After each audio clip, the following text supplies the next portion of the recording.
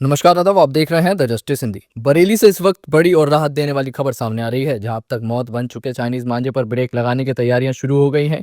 UP सरकार के स्वतंत्र प्रभार मंत्री डॉक्टर अरुण कुमार सक्सेना ने ओवरब्रिज पर राहगीरों की सुरक्षा को पत्र लिखा था। उनके प्रस्ताव को मंजूरी मिली है और शासन से बजट भी जारी कर दिया गया है। इसके साथ ही कई अन्य प्रस्तावों को भी शासन से मंजूरी मिली है, मगर अब शहर में लगातार हो रहे खतरनाक हादसों के बाद अब प्रशासन ने बड़ा कदम उठाया है। चाइनीज मांझा, जो कभी सिर्फ पतंगबाजी का हिस्सा था, अब खामोश कातिल बन चुका है। राहगीर, बाइक सवार और स्कूली बच्चे तक इसकी चपेट में आकर गंभीर रूप से घायल हो चुके थे।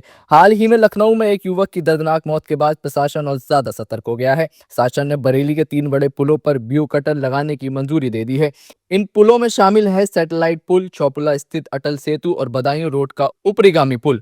ये व्यू कटर मांझे को रास्ते में ही रोक देंगे, जिससे लोगों की गर्दन और शरीर को होने वाली खतरनाक कटाव से बचाया जा सकेगा। इस पूरी योजना पर कुल 3.55 करोड़ रुपए खर्च होंगे, जिसमें से 1.82 करोड़ रुपए की पहली किस्त जारी कर दी गई है। पुलवार बजट इस तरह है: बदायूं रोड पुल पर 44 लाख, अटल सेतु पर 1.81 करोड़ और सैटेलाइट पुल पर 1.39 करोड़। इस प्रोजेक्ट की जिम्मेदारी पीडब्ल्यूडी को दी गई है।